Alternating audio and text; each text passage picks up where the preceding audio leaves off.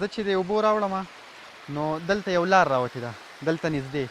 نو هغې باندې زموږ د کور لار وه مطلب زموږ د خپل چم چې کوم دی د دې لار وه نو زه هغې اوبو چې موږ راواغستو نو 15 شپږ کسان یې موږ په یو ځای باندې راغستي وو خو زه د اوبو یو چپي ووالم نو زه یې د دوی نه مخکې کړم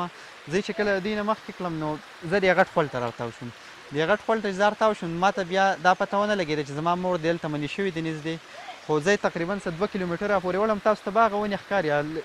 ډېرې زیاتې چې دي تاقیا پورې زه وړم بیا زه به غټو ګټانو کې انښتم چې په غټو ګټانو کې زه وانښتم نو بیا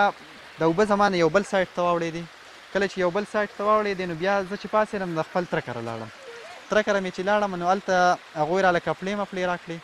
کپړې چې مې واچولې بیا له هغوی صفا را صفا کړم لا یې راپورې ډېر زیاته نښتې او په دې کې اوبه دونه نه وه چې څونه پکې ګټان او څونه پکې لا یو دا وینئ تاسو نو دا زما هغه زخمونه لا تقریبا یو کال وشوی دی خو هغه لا هغه ناپونه شته او هر څه شته نو بیا د ملکپور یو پل یادېږي هغې کې د زیات تر شهدا چې وو نو دا په هغې کې وو نو زه بیا هغې ته چې لاړم نو خپلې مور دې مې کتل ما ته دا پته نه وه 3-4 ګنټې چې زما مور دې بره بچ شوي په هغوی پسې ګرځېدم او تقریبا ما څه 30-35 لاشونه کتلي وو خو هغوی راته پکې نه وو میلاو شوي نو بیا راته اطلاع راغله چې هغوی بره بچ شوي دي او نږدې منې شوي دا چې موږ په دې کوم ځای باندې ولاړ یو په دې باندې تقریبا 2 چته دیره وه اوس ته هغې د تاسو که وینئ نو څه بنیادونه یې هم نشته او هغې ځای ته که تاسو لږ دغه وکړئ خیال وکړئ نو په دغې ځای باندې زموږ اخون بابا یادېږي د اخون بابا کومه چیله چې وه تقریبا زموږ مشران چې یادېږي 300-400 سال د هغې شوي نو د 300-400 سال پورې دلته لویدیځ څه شیز نه دی راغلی خو دا جو په اول ځل باندې راغی دغه راته ووایه چې دا اوبو ته په مخه کړې نو د هغه ټایم هغه که څه یاد درته وي خو ډېره ایمرجنسي وي سړي ته اکثر یاد نه وي د اوبو چې کله زه په مخه کړم نو زه په د اوبو کې ټول پټ تللی یم ښکاره شوی زه نه یم د ګټانو سره روان وم هغه ګټانو هغه اوازونه او دا ټول زما په دې ذهن کې یو د اوبو نه څښا غوندې سمیل تلو هغه سمیل بیا ډېر وخت زما په دې دغه کې او ګټانو کې چې زه روان یم زه پکې یو پیره یو ونې ته هم وانښتمه چې ونې ته کله زه وانښتم نو د شا غاړې زه ګټانو والم نو ما بیا لاس پرېښودو نو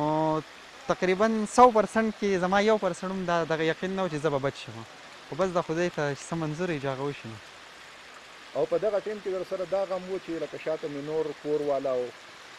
بلکل خپله مور د دوی راته دغه شي خو چې زه بچ شوم نو بیا را سره ډېر دغه و که نه او اول خو په اوبو کې چې روان یم نو هم راته هغوی دغه شو خو ما یې ټول په یو ځای راواغېستلي او د اوبو ځکه وړي چې ورور دې بچ کړو ورور مې بچ کړو زما د یو ورور د مور پسې دغه کړو نو ما هم د خپل ورور چې د خپې نه راونیو نو زه هم سیشي ووالم ګټه وه او اوبو ورتاو کړم وژلم او د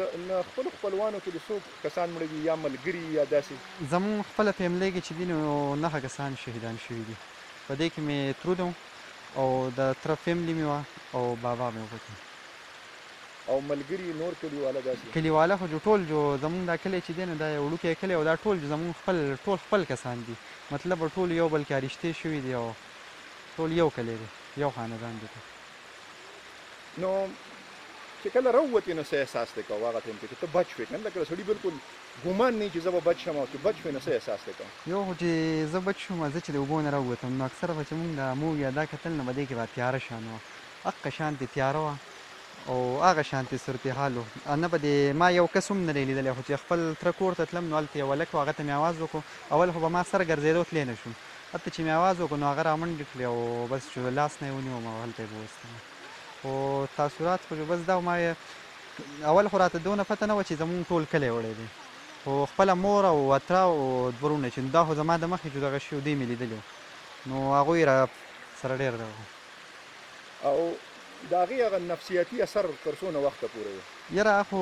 ډېر وخت پورې اوس هم زمونږ په دې کلي کې چې اکثر وریځ راشي نو زمونږ د کلي ورال چې راته خبره وکړم نو زیات تر خلک خپل کورونو نه وځي چې وریځ راشي او نري څاڅکي راشي د یرې هغه وجه چې کومه ده